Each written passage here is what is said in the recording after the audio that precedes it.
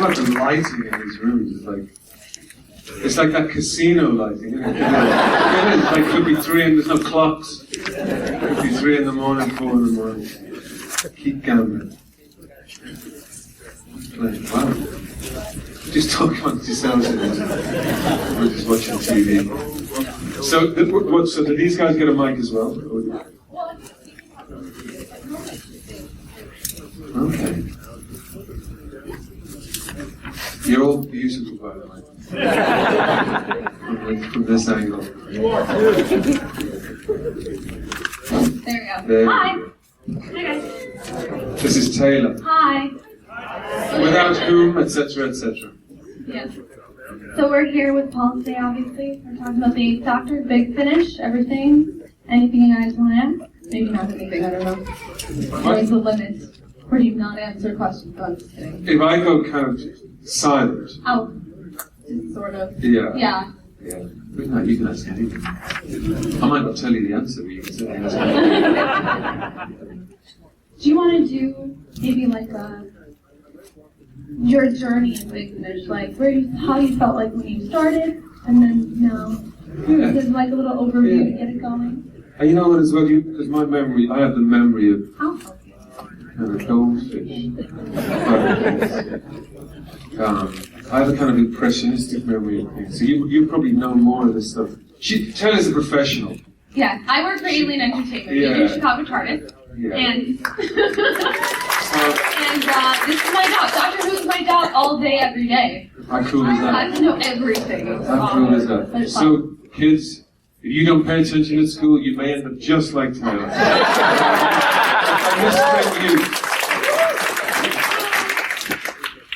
The great thing about Big Finish was, for me personally, was that for those of you that are old enough to remember, I was involved in shooting a TV pilot. They call it the movie now. They never called it the movie in those days.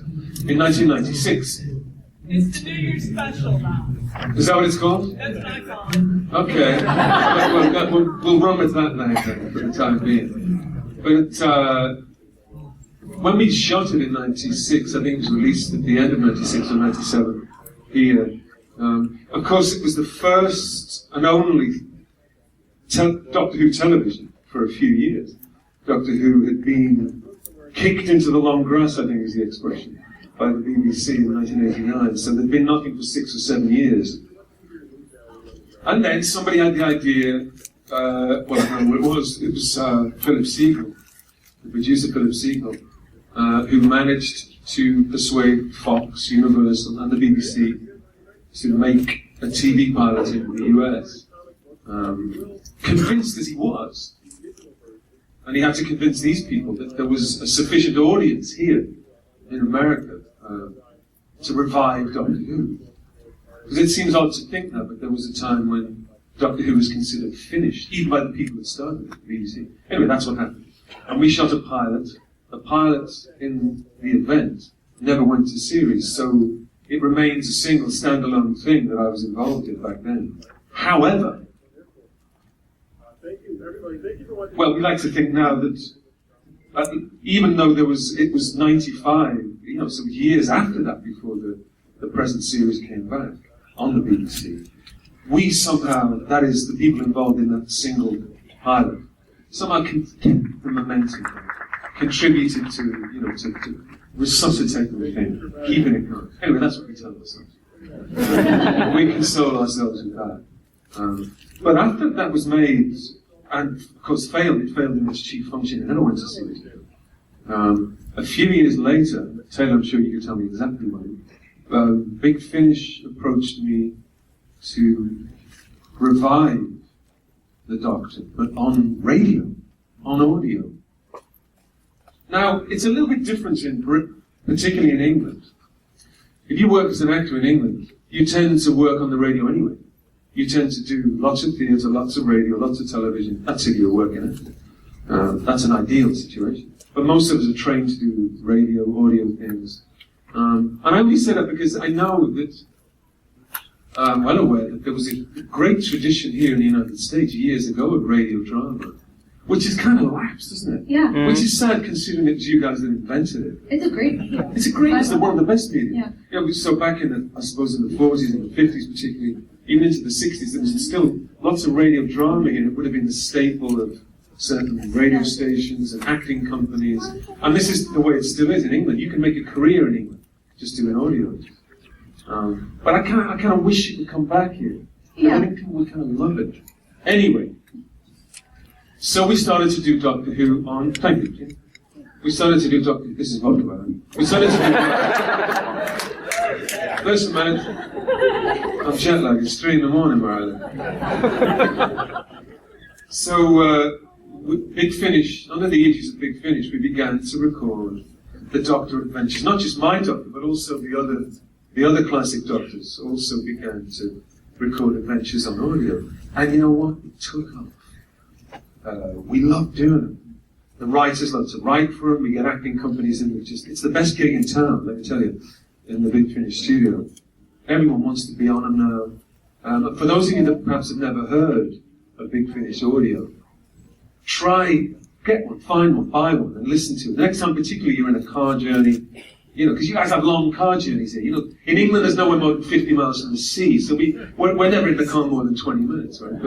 But here, you have like 4, 5, 8-hour car journeys. You can stick a couple of CDs on and hear 3 Doctor Who adventures. So do it. And tell them Paul sent you. Anyway, that's how it started. So, what year was it? Maybe. I thought it was like 2001. 2001, 2002. So it's at least 12 years that we've been involved doing them. So there's lots and lots and lots of, maybe 70, 80, 90 Doctor Who adventures on audio. For those of you that perhaps are only accustomed to the television dramas.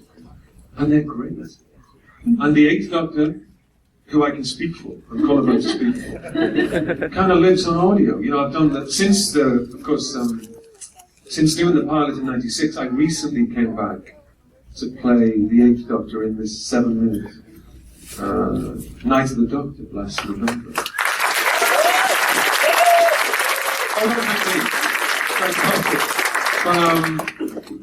Which was great. It was great, and it changed a lot of things, and it's increased even more the interest in Doctor Who, but also in the 8th Doctor. I noticed now, because I'm signing these pictures, and suddenly, whereas just a couple of years ago, like the 8th Doctor might have been a little appendage in the corner, or stuck way at the side there in a cloud.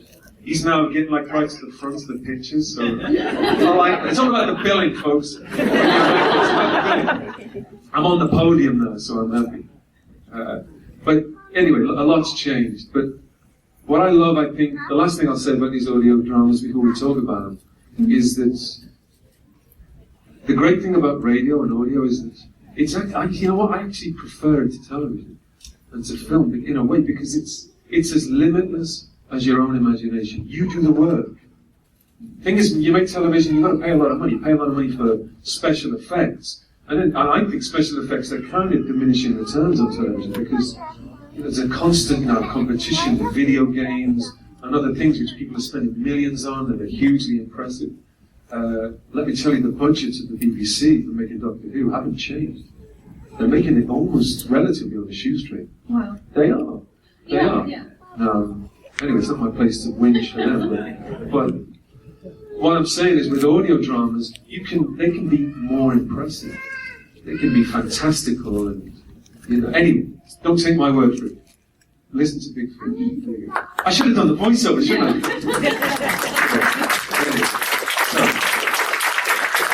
There we go. Now you talk. Oh, okay. I'll drink coffee. Well, yeah, let's do that. So, how many people, because I just want to know, I think it's going to be a lot of you, hopefully, have actually listened to a Big Finish or some Big Finish? Oh yeah, there you go. That's good. This is good. So you know of what we speak. Yeah. And, right now we know Dark Eyes is the thing we're focusing on, because this is coming. Like fire. Yeah. And how many people have heard Dark Eyes? Let's say that first. Oh, wow, okay. And we'll spoil it. Dark Eyes is the latest of the long line of the adventures. I'm kind of in the middle of, when I go home next week to Britain, we're going to do some more, 4, 5, and 6. But anyway, we don't want to spoil it for you. I suppose if you're going to begin listening to it, you may want to go back perhaps to the beginning and hear some of the older adventures. You could start with Sword Warning. You could start with Blood is the Dogs, or you could start with Archive. You could start anywhere you wanted. That's the beauty of Doctor Who. You say you wanted to watch them. You could start right now at the beginning with Capaldi's thing and go back 50 years. It doesn't really matter which direction you go in. The spirit is the same. Okay. And is there a Big Finish story you'd like to do? Like, is there something like a place or a time or a... You know there is. You know there is. I do. You know there is. I know. Because we thought of it this morning, didn't we? They want you to say it, though, not me. I'm not cool like you are. Yeah. See, they know. How did we find... Sorry, so talk amongst yourselves. How did we end this one? We were talking about something, weren't we? It was Anastasia. That's right. Yeah. And she actually, that's right, Yeah, she actually mentioned that. Yeah. Because the Romanovs are really cool. The Romanovs are cool. No, because people often, particularly if you play the Doctor or you're involved in the Doctor, people often say, well, at sessions like this, they say, if you could go back in time, to any point in history kind of thing. But somebody this morning called Anastasia, I don't have Anastasia in the room. This is the girl who's Jeffrey's Yeah, there you are. There you go. Anyway, got us talking about Princess Anastasia, the Romanovs. And back at Yekaterinburg. Anyway, that's going to be the story. I'm going to get home and tell them this is the one we want to do. We want to go back and save the Romanov family. Not because...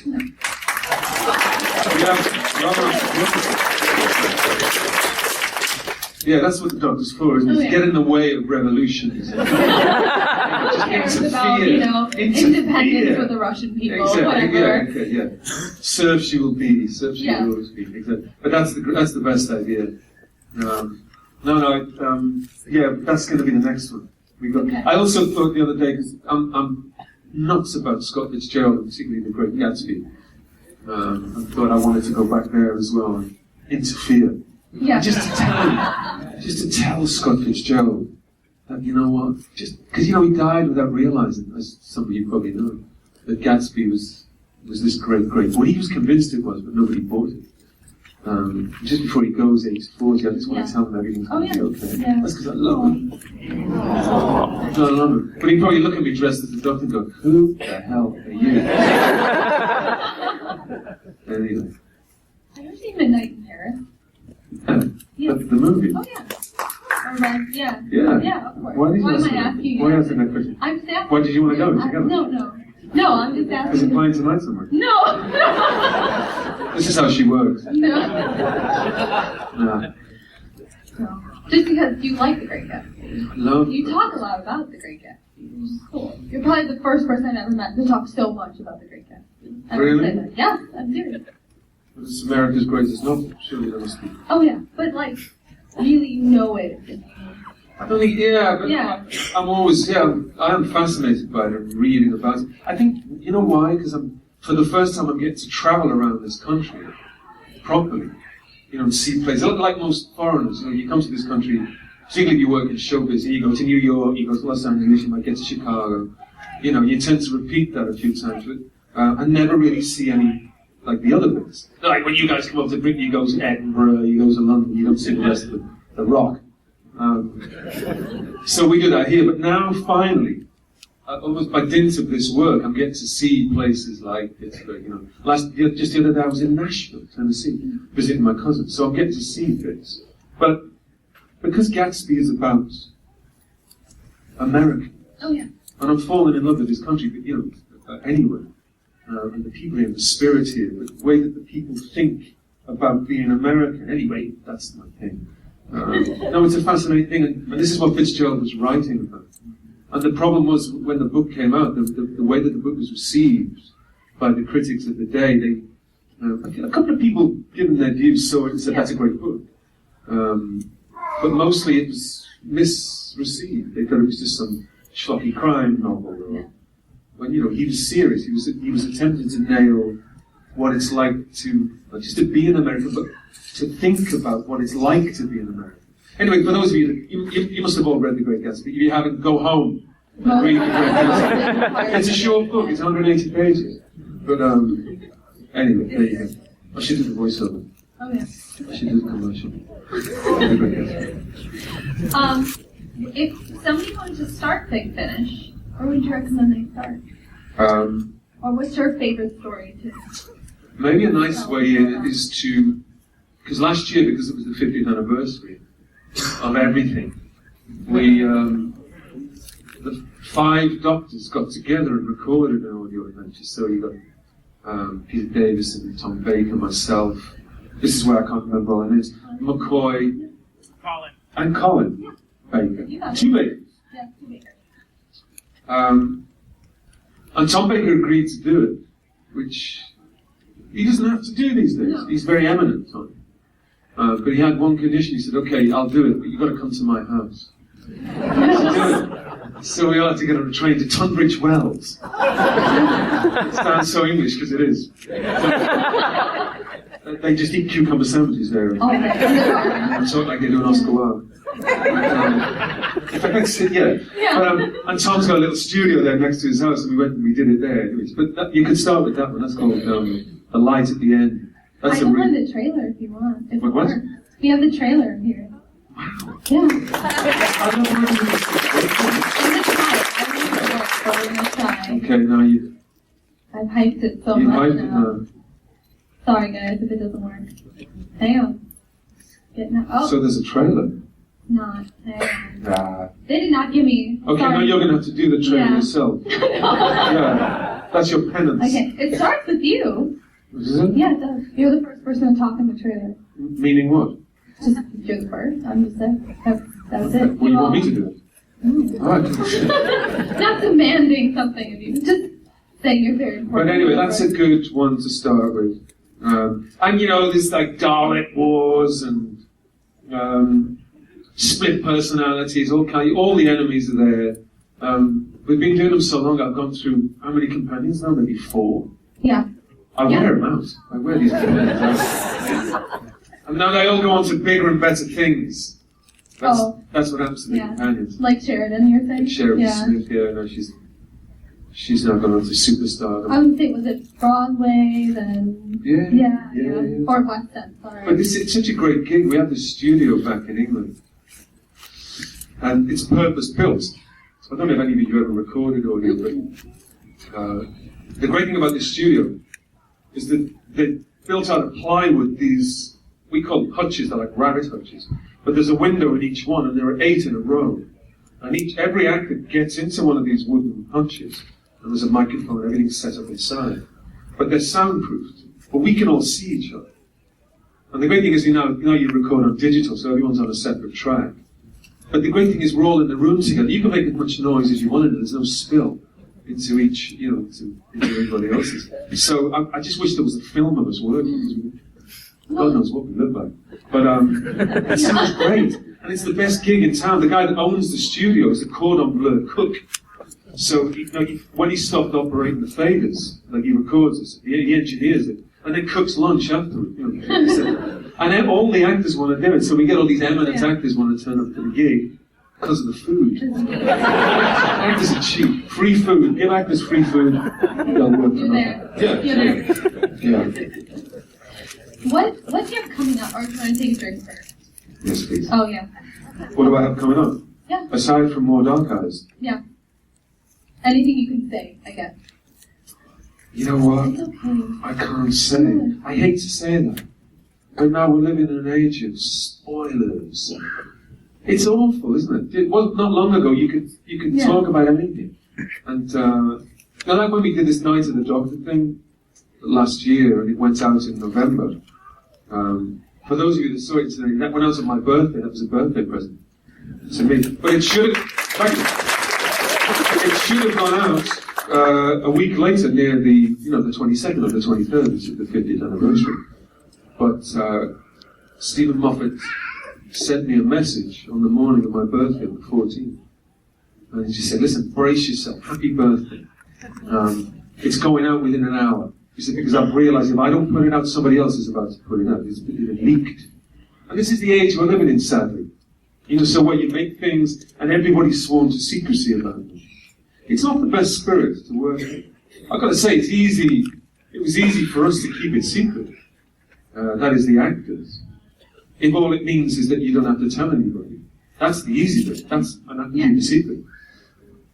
But of course, you work on things, and it's on lots of people's laptops. People work on the special effects, you get people engineer it, they work on the sound. Everybody gets a copy.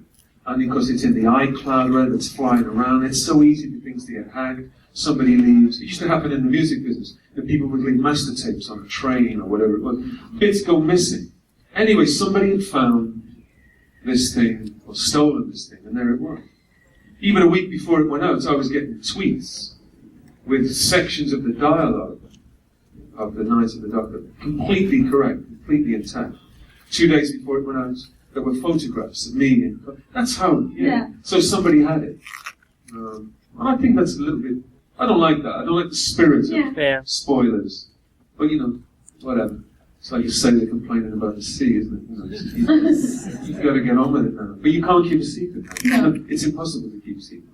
And we all have to sign these release forms. Of course. Official secrets. It's a shame.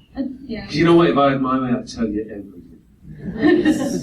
But then they'll just throw me in a lime pit.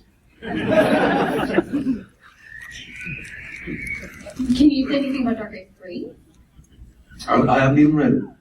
3? Oh, 3 we shot. 3 we did. Not. Yeah, it's great. It's great. And I'm great in it. Oh, yeah. Yeah. And Ruth Bradley, I've got to say, who plays the Molly, the assistant, is fantastic. But sadly, we're going to lose her as a superstar. Again, it's like it's always America as well. They always go over to America and get real work, get these big TV jobs, and we lose them. So, yeah, that's all I can tell you. Okay. Yeah.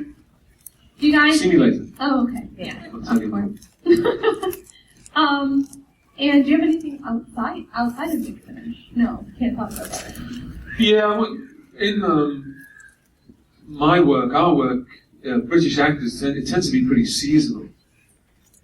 Literally, it gets towards and winter, you go into the theatre.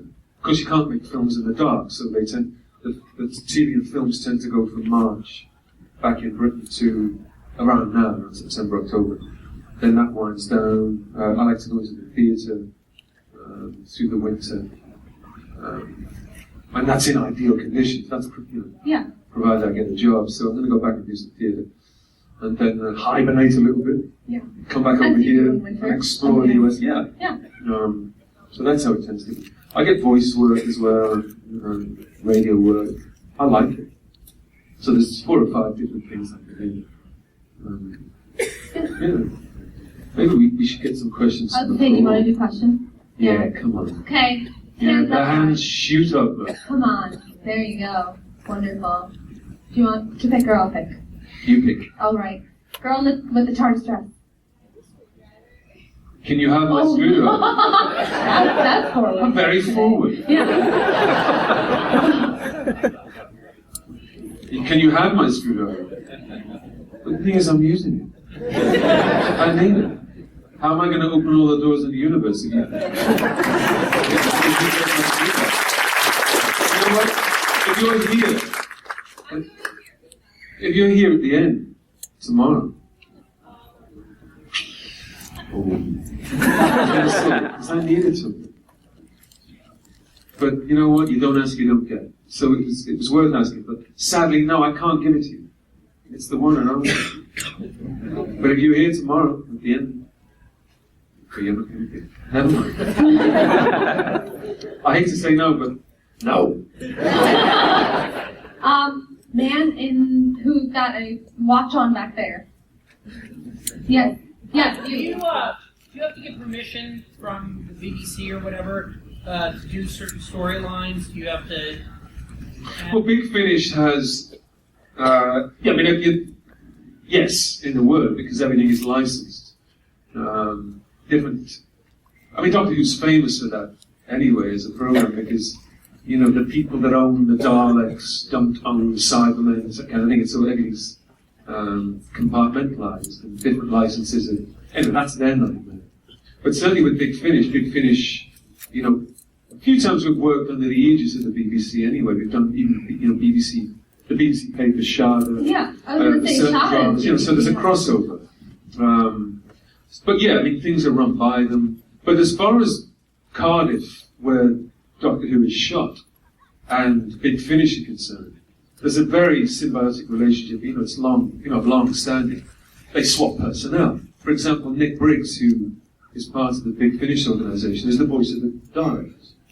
So so people do both. Moffat himself started, as he wrote novels, and he supplied a few Big Finish things early on. So, but yeah, certainly, one always has to ask for permission. But I know when Big Finish has an idea, as a courtesy, they call Cardiff. They say, well, we're thinking of doing this. Is that okay? And Moffat might say, well, actually hold fire on that because we were thinking of maybe doing this, but yeah, that's okay. That's how it works. Yeah, that's how it works. And so they swap things. And of course, Moffat very graciously in November, in The Night of the Doctor, the short episode that we shot, mentions, or gets the Doctor to mention these Big Finish companions, which is a lovely move, because it kind of endorsed, or as the fans say, made canon, which is a lovely thing. These things. But it also it explains the relationship that better than I understand anything that Cardiff has with Big Finish. But they work it out. Yeah, they work it out between them. Yeah. All right. Velma. You just knew that woman's name. What a talent.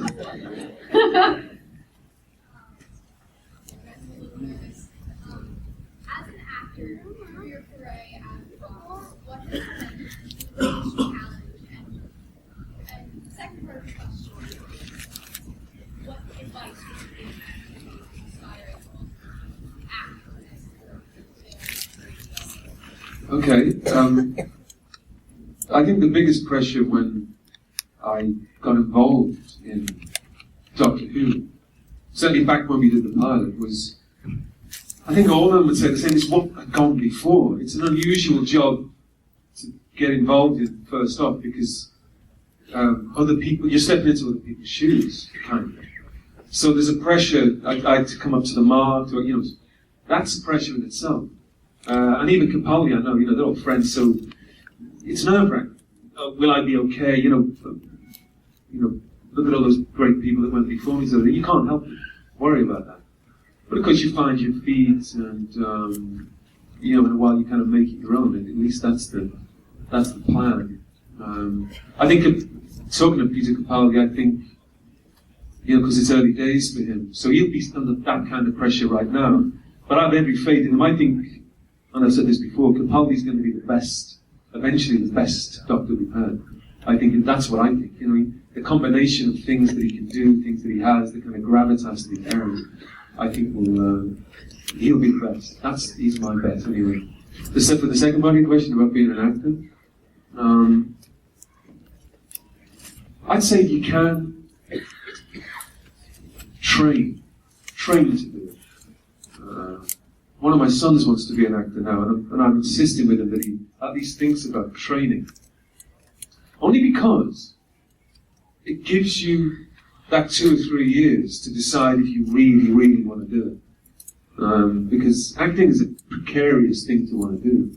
And I personally believe that for actors, if you want to be an actor, it's only the people that cannot possibly be stopped, dissuaded from doing it, should be doing it. I think that's the minimum requirement. It's too hard otherwise, as a profession. If you go into it, like for silly reasons, spurious reasons, I want to be famous, I want to make some money, don't do it. Don't do it. Because you'll just get a kicking. It won't happen for you. But it's, and also, I think, about being an actor, you're always getting rejected. It's like it's a daily thing, it's a weekly thing. So, and it kind of gives the lie to the idea that the actors are kind of egomaniacs and idiots. They're not generally. They tend to be actually people who are actually quite used to being rejected, ignored, passed over. And then when you do get work, having to work in companies, they're collaborative, that's the way it has to be. So they tend to be good people, good workers, that's what I would say. But if you train, it gives you a little bit of time to get a proper look at it. That's what I would say. That's my advice. Okay. Maybe Time says right here. Oh, behind you, sorry. Oh. No, it's okay. Time says. Says. Yeah.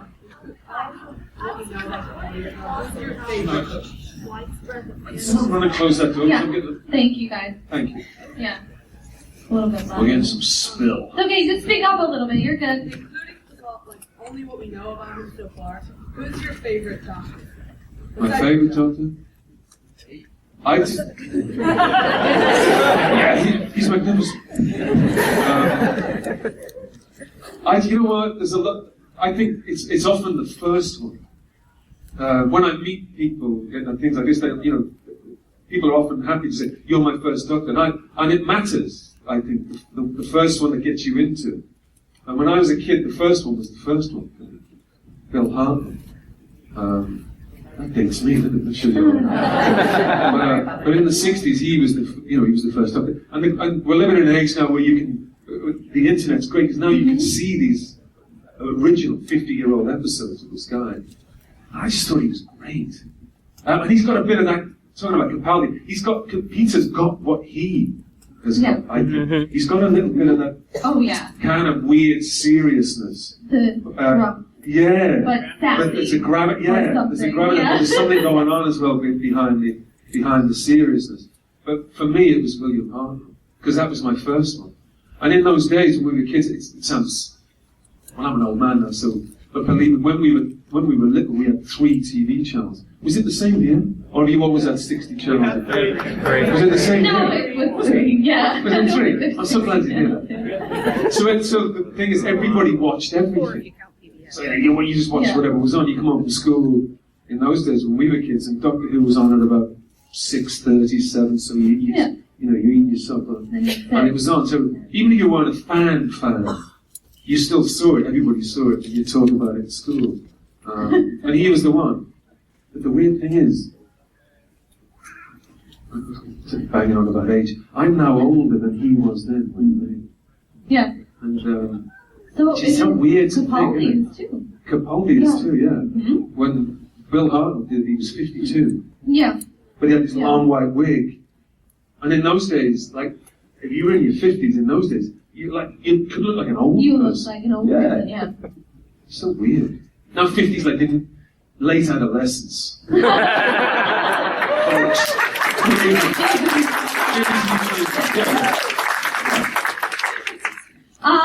Woman in the yellow scarf right there.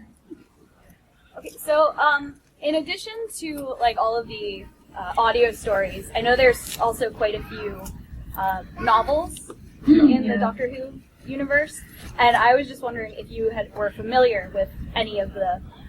I'm not madly familiar with any in particular, but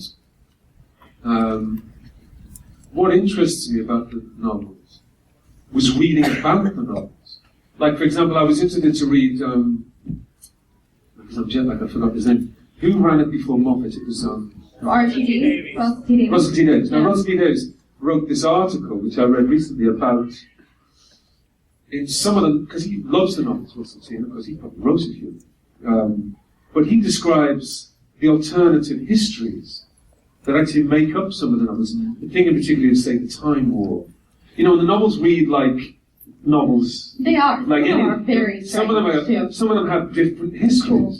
Yeah. And this article that I read by Russell T. was saying, well, you know what? It's all allowed. You know, there's nothing. You shouldn't be so strict.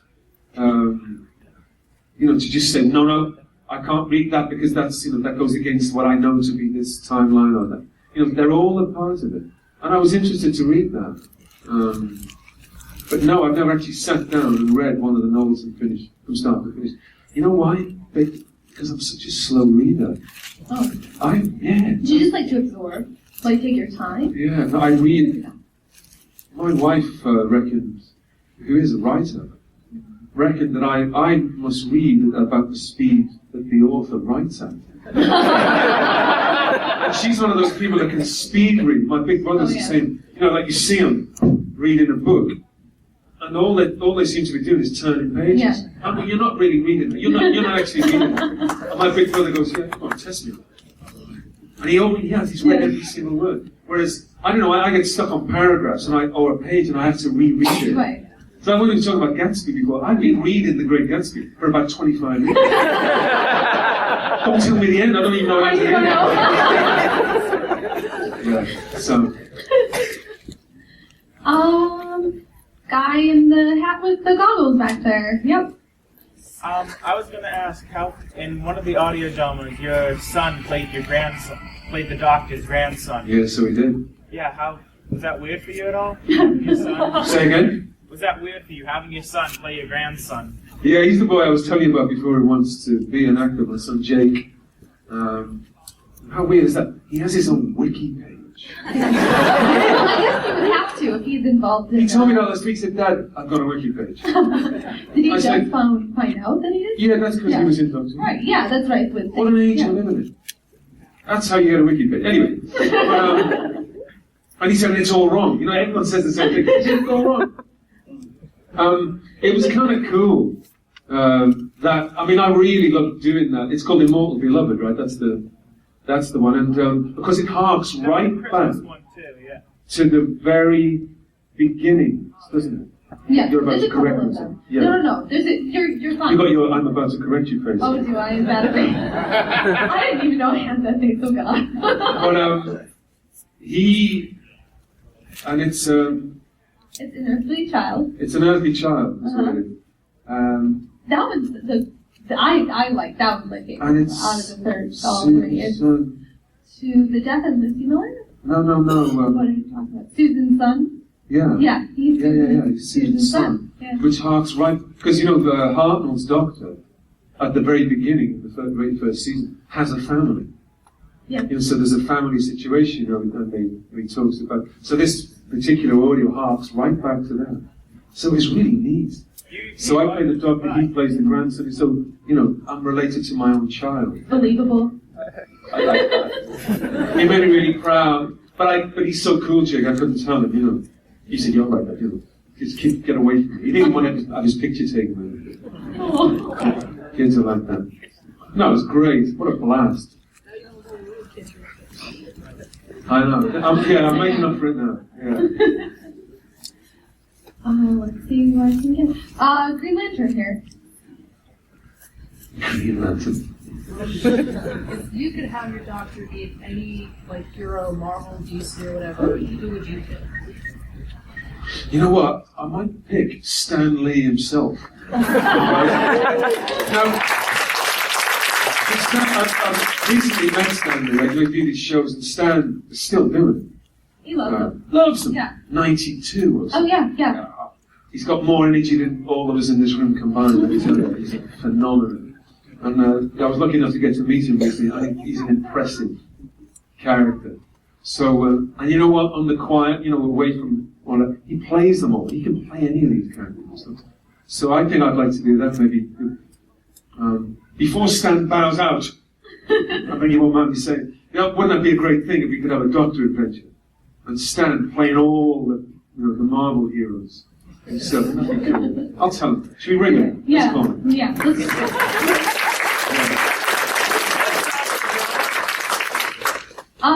Deadpool hat here. Oh. In the pocket universe. Yeah. What does that mean? Listen, you know what? We've been doing this. Where were we? Was it in Chicago somewhere? And someone asked me a question like the question you just asked me, and I didn't really know what they were talking about. No, I know what that is, but there was some involved question. There's 50 years in this stuff. You can get a PhD in this stuff. Yeah. And some young woman stood up and she said, she asked me this question, and I said, you know what? I don't know the answer. And she said, why are you here? It was a great moment. And we did exactly what you just said. We just laughed. But she was serious. Why? What are you doing?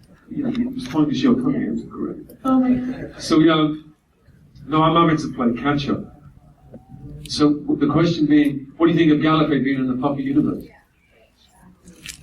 Can he come back? Yes. If Well, he'd better come back, otherwise I'm out of a job. Yeah, of course he can come back. Listen, all you've got to do is ask for it to come back. That's how it works. You just write to Stephen Muffins and bring it back. That's what yeah. The Stephen Muffin. You have to believe, like believing in fairies. Yeah. There is a man wearing fingerless gloves back here. Oh, he's going. That's it. Oh no. Be a little louder if you can. The audiobooks that you guys were talking about earlier, Yep. where can we get those? Actually, that's You know a what? funny question. That's the question she wanted you to ask. No. I'm not so bad like that. So where Paul is signing over at the Doctor Who store, Alien Entertainment booth, we have all of his audios available for you to check them out. I was talking a little bit before about how you could start at 3 different places in the Big Finish. I would recommend the BBC 7 with Blood of the Dollars. Because that one will grab you right from the beginning, and you'll never want to stop listening. It's all the way, I think the booth number is D54 to 56, but it's like all the way in the back over there, where the TARDIS is, where the big TARDIS. And there's plenty of them. Oh, there's, stacks and all that. No, do come by. Anyone that's really interested, come by and grab one. They're excellent. Yeah, you won't regret it. No. I'll even sign it for you. Mm-hmm. Hello. Yeah, there you go.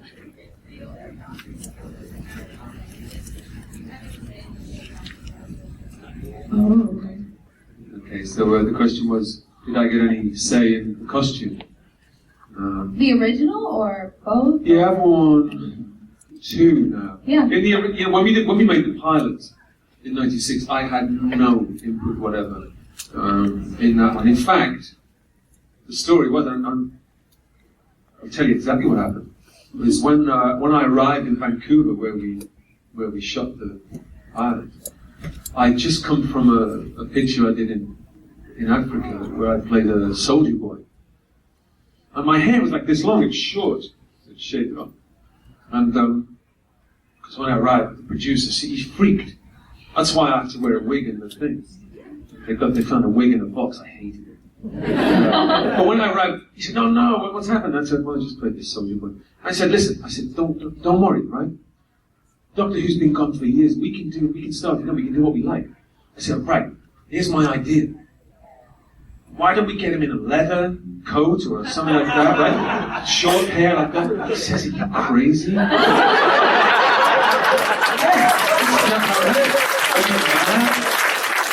no, man, this Doctor Who has to be like, it's got to be velvet, it's got to be long, the hair's got to be long. He said, and that's why I had to do that. But I wanted to, anyway, he said, you'll never get away with that. He said, what is he, the Fonz? He said, you can't. Anyway, imagine how I felt when Eccleston turned up. In '95, he stole my look. That's how it happened. So I got no input whatever. I think because the pilot, particularly the pilot, because of the weird, if you like, the weird function that it had, in that it was trying to find this American audience here and try and get a series off the ground. And in a sense try and educate whoever was interested in what Doctor Who was all about. While at the same time, not put the noses out of joint of all the people back in Europe that had followed it for 30 years. So it had this weird, it was a strange trick that it had to pull off. And perhaps it didn't quite pull that trick off, which is why we never went to series. It was awkward. But I'm saying that because there were certain iconic things, elements, like the scarf, like the costume, like whatever. You had to have the top. You had to have certain things in order for it to be Doctor Who. And so they all had to be present and correct. So in that spirit, I had no input, whatever. We didn't. It had to be like, okay, do as you're told. Say this. This is how we say it. While at the same, strangely enough, he kind of took his eye off the ball, you could say. Like, he kisses the girl, the Doctor in that in the movie, and calls himself half human, things which would eventually become contentious. So, what did he know anyway? Did he not know anything? He didn't know anything. But no, I didn't get any input, whatever. But with the present one, the Night of the Doctor, I might have got an input, but there was no time. I arrived on the set, this costume was hanging on a rail. He said, put those clothes on, say these words, and there's the title, or whatever. And we shot it in one day. That was how it was, yeah. I thought you were going to talk about Dark Eyes. That's all you. Yeah, I got my leather jacket finally. Yeah. I mean, I had to do it myself. the Dark Eyes. Yeah. The present Eighth Doctor look is really nice. It was wonderful. Yeah, a few years back, I thought, well, particularly, we hadn't shot the Night of the Doctor then, so there was no new look. Yeah. And all there was, you know what, we were looking at all the photographs, and as the photographs were getting older and older, or rather, I was getting older and older, the photographs were staying exactly the same. We just wanted new ones. Yeah. I said, well, and somebody came up with the idea. Some guy I was talking to in Australia. He said, well, you know what, you should just get your own costume. I said, well, it's not as easy as that. You can't just do it. He said, ring the BBC. So I did. I got home and I rang the BBC. And it's like, has anyone ever seen that Terry Gilliam film, Brazil? Or it's like ringing the Kremlin, right? Like, eventually, about a month later, you get put through to some operative in a room who might be able to help you. And in the, I talked to about 20 people, and this guy in the end says, well, you know what? Do what you want. We never had this conversation. It was like one of those things. So, away we went, I got this, so well, let's get a jacket, let's make this leather jacket. And I got some photographs of it back at the desk. And, you know, the real reason, I'm in love with the memory of my late father, right? My late father was a sailor, as all the men in my family were. So there's an old sailor's jacket called the peacoat, right? So we made a leather peacoat because I figured the Doctor was a voyager. And anyway, this is the way that I was thinking. So I made this thing. I didn't have to wear a wig. I had my own hair. It was ready. And we made these photographs of Big Finish. And so they're on the cover, they're on the audio covers, and we got the photographs of them there. So I finally got my leather jacket. So, and Eccleston rang me and said, "You did good." Finally. Yeah. All right. There's someone standing on the back wall over There are hats in the air. I like that. That's an old-fashioned. Yes, you. Are you familiar with Harry Potter? Do you like Harry Potter? A little. There is a certain amount of spill. As they say. But within that universe, which house do you think Which house? I can do that to be that one. Just trying to now picture what it looks like. Blue. It's blue. Yeah. That's the blue house. Yeah. Anything blue. That's what it is. Yeah. Charlie's blue. That's it. That's it. For no other reason. Just colors. Who was holding up the hat back there? I felt like your spirit was really good, so go for it. Hat person, yes. On average, a Big Finish production, how long does it take to complete the recording? To record them. Secondarily, if it's one of these multi-doctor extravaganzas like Sirens of Time or Four Doctors or... Well, as I described before, the way we work in this particular studio, and that is unless Tom makes his own training, or that's Tom as well. We're so good at them now. We're so used to doing them. We can record a whole episode in about... I say we can record them. They need to be mastered, obviously, and edited. And, you know, it's radio, they put the footsteps on afterwards, that kind of thing. But we can certainly record one in about 6 or 7 hours. Because you can do live takes. Because you can assemble everybody. It's hysterical. I just wish we could release film of us doing them when we do them, because they're hysterical. People doing Dalek voices. People getting contorted into shapes to get to do the thing. No, so we can. Well, I'll tell you, when I go home next week and we do some more Dark Eyes, we're scheduled for 3 days. And we could probably do 3 whole episodes in those 3 days. No problem. And have 2-hour lunches as well. Joker. what inspired me to become an actor. Funnily enough, I met him recently, John Hurt. I remember sitting there as a kid watching. Who remembers I Claudius? Have you ever seen I Claudius? Yeah. This fantastic British series from the 70s. And John Hurt in it plays the Roman Emperor Nero. Nero, wasn't it? Caligula. And I was like 12, 13 years old. I'm sat there with my dad.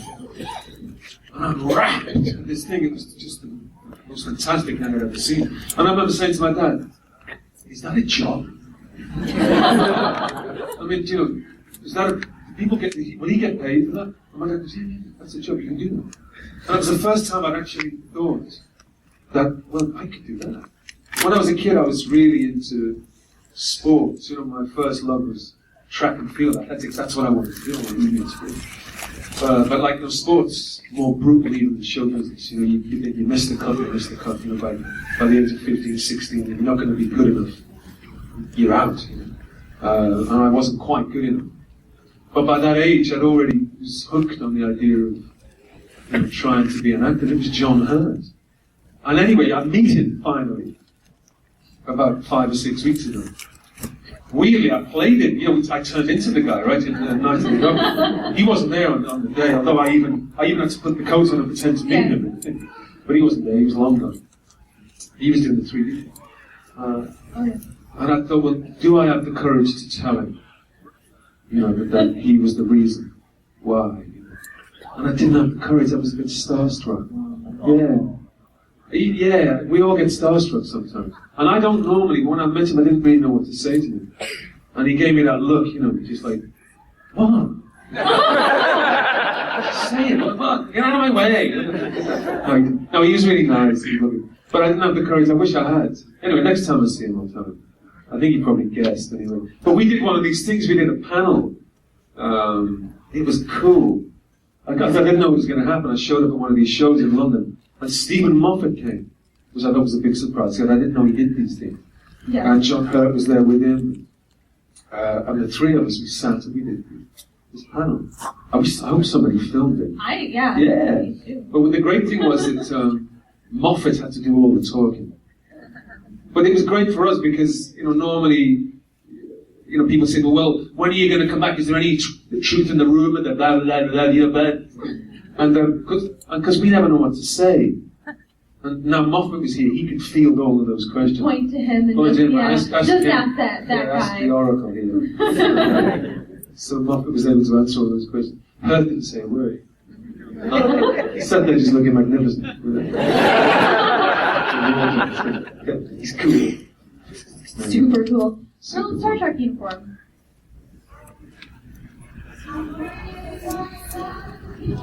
Is that you throwing your voice? How did you do that? Who's my favourite companion? Ever? Your thing ever? You're filming this. I'll get into serious trouble. The favourite companion I ever worked with on The Big Finish is Sheridan Smith, who plays Lucy Miller. The companion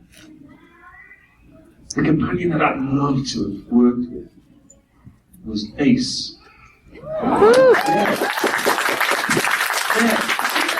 It's my little skinhead girl fantasy, right? Ace was a little skinhead girl. She was good. But weirdly, you know what? I'm dead when I get back. You know why? Because my agent, when we got to shoot this movie in '96, my agent, who got me the gig, came over to Vancouver. You know, agents always turn up. You're staying at a 5-star hotel, the agent will always come just to check everything's okay. Oh, yeah. Stay at the hotel. She came to Canada. And she neglected to mention to me, my agent, that she had once worked with Dr. Who. Because she used to be an actor. She never told me. It was Janet Fielding. She played Tegan. She was an assistant herself back in the day. I didn't know that. And she'd given up acting, she's now working as an agent. And so the very first night we get out in Vancouver, they were all night shoots, you know, because it was like 5 minutes at midnight, so we go around shoot. 6 weeks of it. And we're out at like 1 in the morning. We're in the back streets of Vancouver. If Vancouver has back streets. Yeah. And anyway, there's a few kids milling around and a couple of fans. And there was this one kid, 20 years old. And it was the first time I'd ever encountered this kind of thing. And he came over and he looked me up and down and he said, "I'm a fan." I said, "Oh, very nice, son.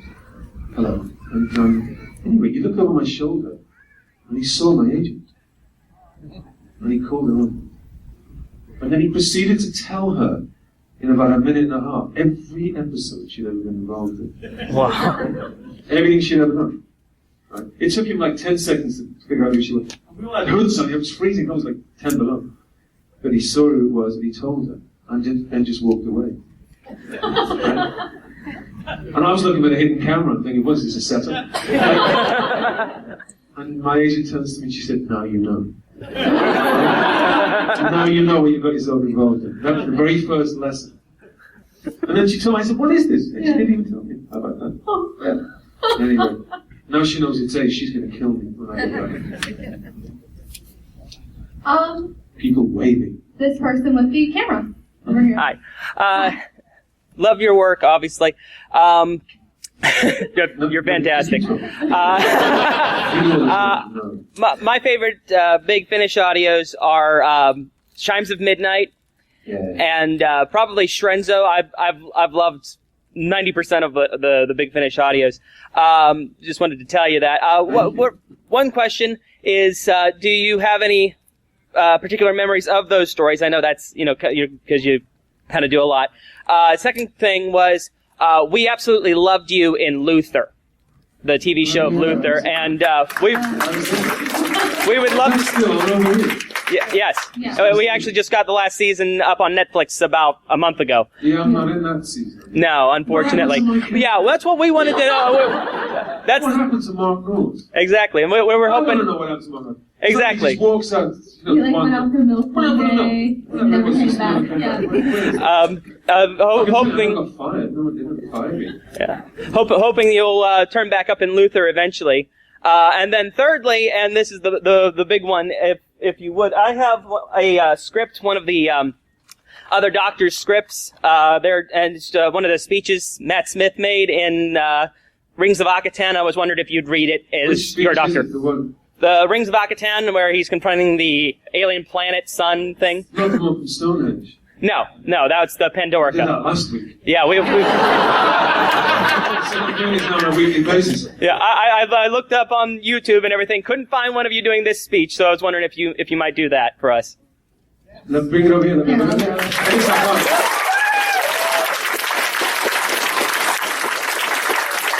can't promise you anything. Thank you very much.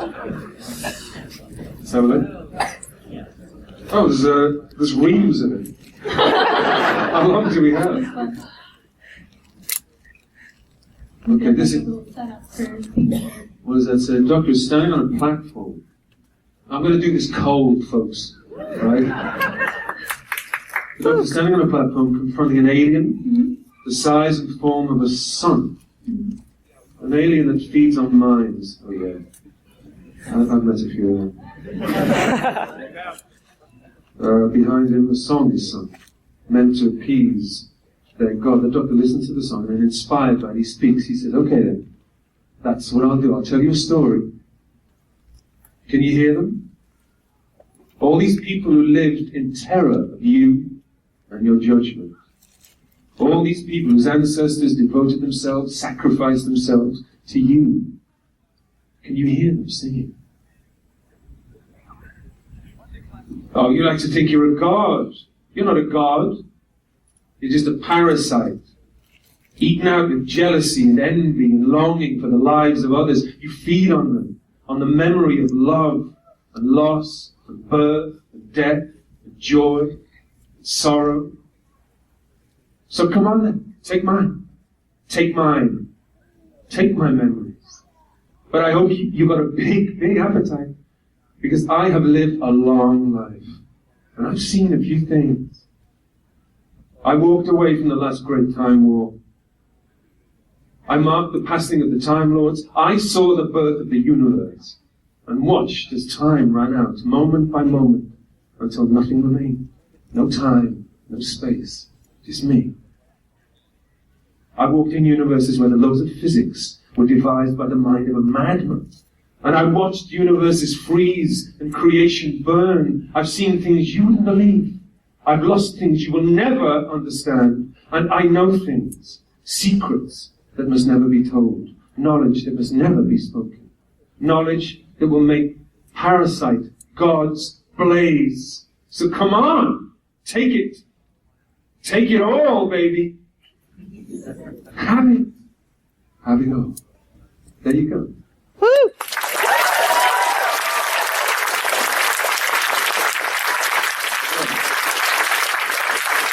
You wouldn't do as much job, would you? You wouldn't do as much job. What, they pay this guy? Oh yeah, I know, right?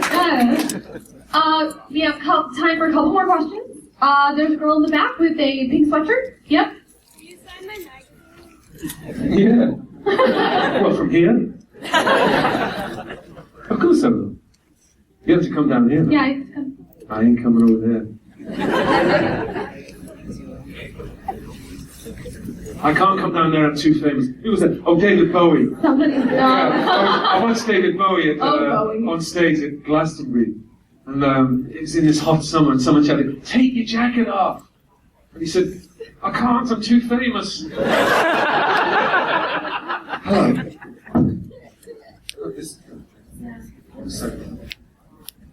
Oh yeah, that'd be good. Thanks. Oh. Okay. Hello. Yeah, it was outside. Hello. Hello. Come up here and have a look what it looks like. Hold the mic.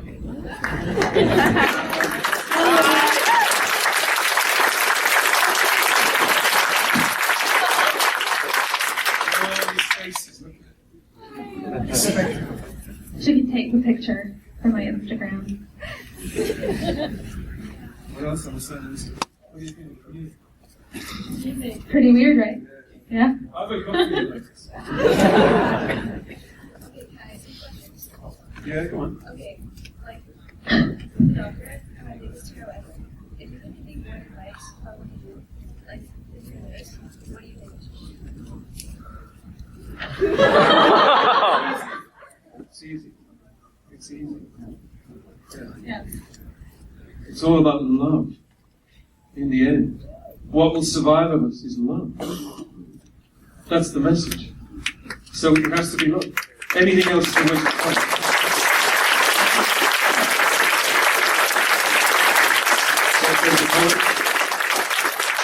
I keep writing, I really do. I write like a doctor, of course. So. Yeah. Hugs are free.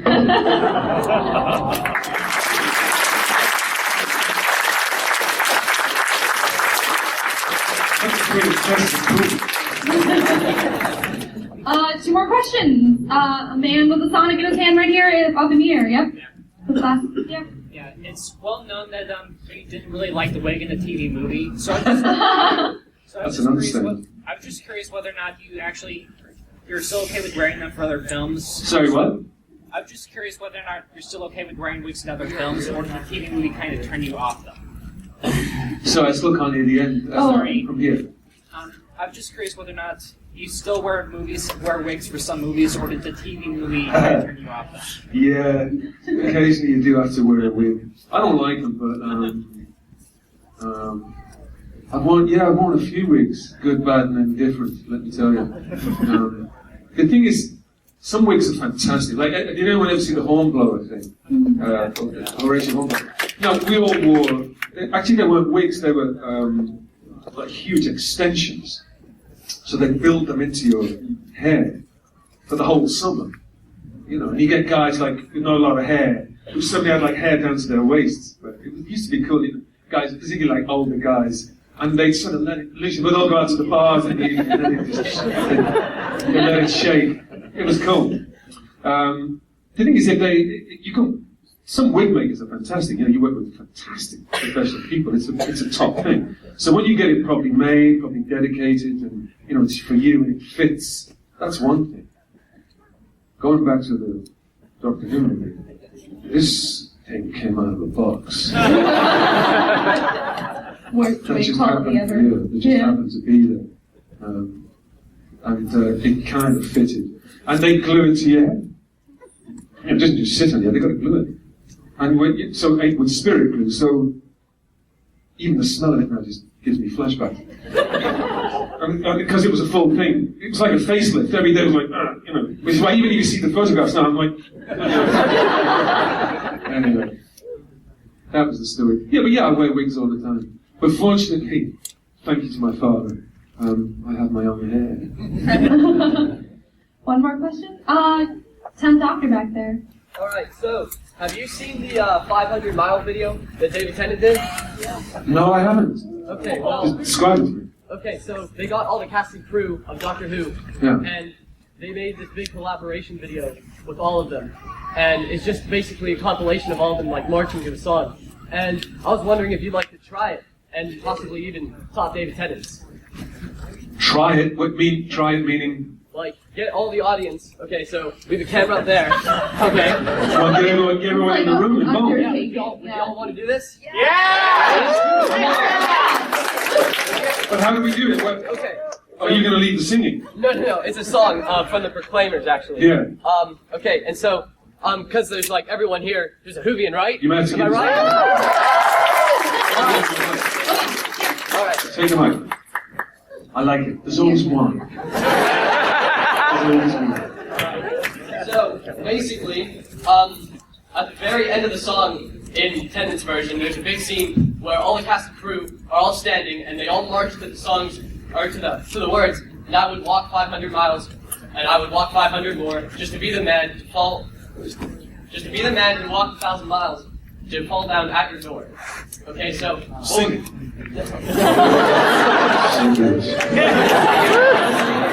You can sing. You know the tune. I have a song you like. Would you like to listen to it? No, you sing it.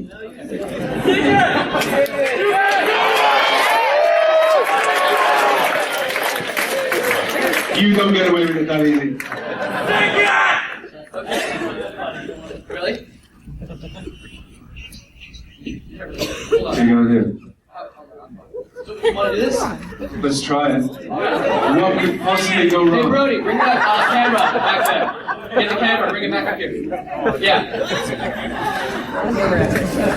Right, I think you can take the sense, right? Yeah, you know what?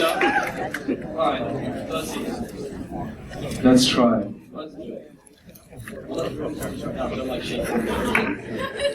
This is the place to be. If you're going to be nervous, be on a stage. With loads of people looking at you. That's the best place to be. So I'm going to play a bit up to the end. Let's see.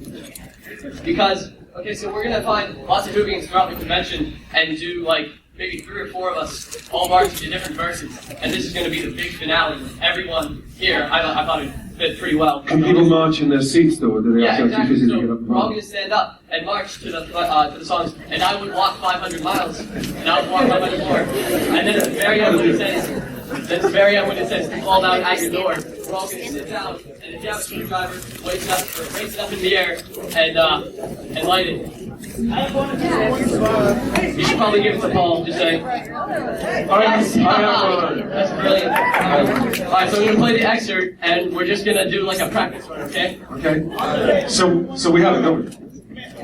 Will we pick it up? We got a river, an 11, an 8, a Masters, if anyone has one, or if it doesn't have one, come grab one. I want it back. Alright. You're 11, so you'll pick 11. Big Master. There you go. Sorry, so sorry. Alright. No one leaves here empty-handed. Take river. There's party bags at the door. Yeah. Anyone else? Okay? You have one? Okay. You got this one? You got that one. Alright. This is going to work. Let's see, how do we do this? We should have... Well, they need to get familiar with the tune, because Okay, yeah, that's right. because otherwise... Alright. It's going to be like a zombie thing.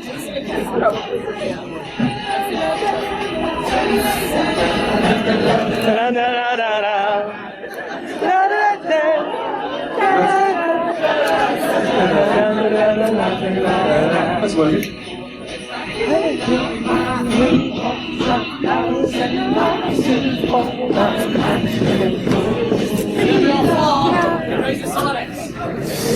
Fall and Rage Sonics on my signal. Fall and Rage Sonics now. That's it. That's it. Okay.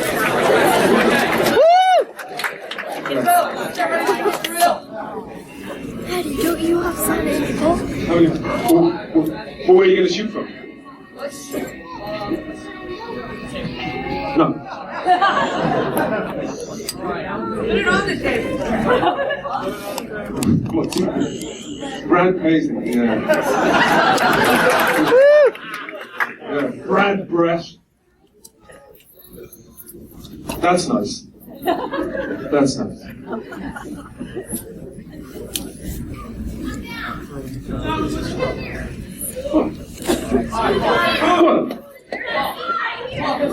Oh, so we're all in it. Okay. Okay. Yes!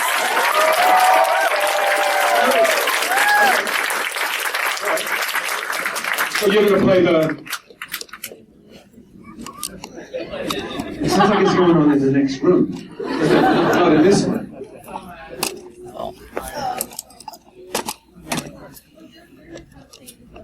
The day that 500 people shared an iPod. What an age we live in. What do you think? Guitarist? Well, let's get this done first. Let's try this first. Back that way, okay. Oh, yeah, okay. There's a seat right there, huh? Okay. Hey guys, besides you can't really see, so if everyone could try to merge for the middle if possible. Okay.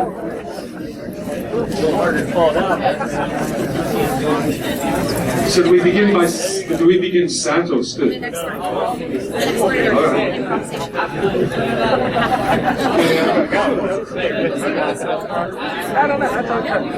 Okay. So why don't you hold? Where was supposed? You keep your arm up, and then when we sit, we'll go down on your signal. Simple as that. Yeah. No, you stay where you... Oh, yeah, you want to... Well, then someone has to do it.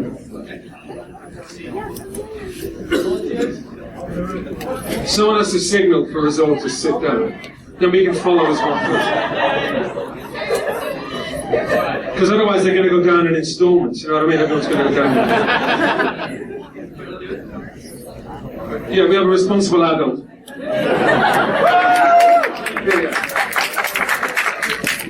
That's it. Yeah, come on.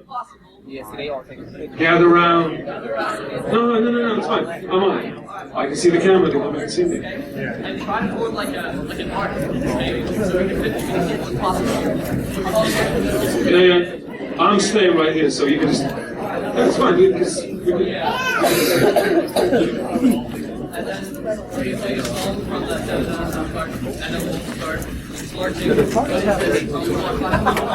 Let's do it. It's going to fly over. We march during this, but we have to march.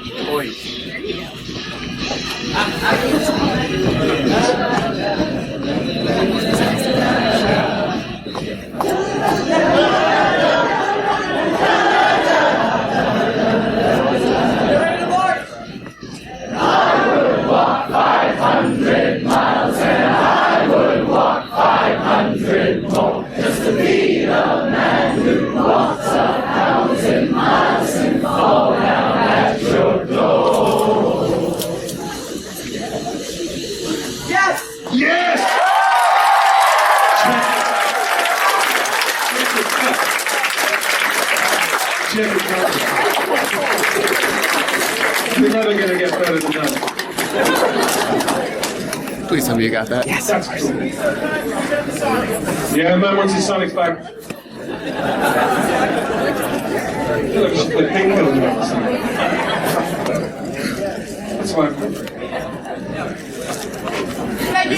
Producers. Yeah. Can we do tenants?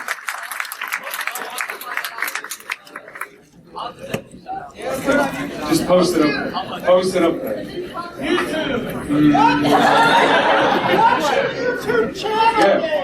Okay, you're gonna go on YouTube and you're gonna type in Zach McKay cosplay. ZACH. Okay. Okay. McKay. COSPLAY. Hashtag Pittsburgh Comic Con. Okay. Yeah!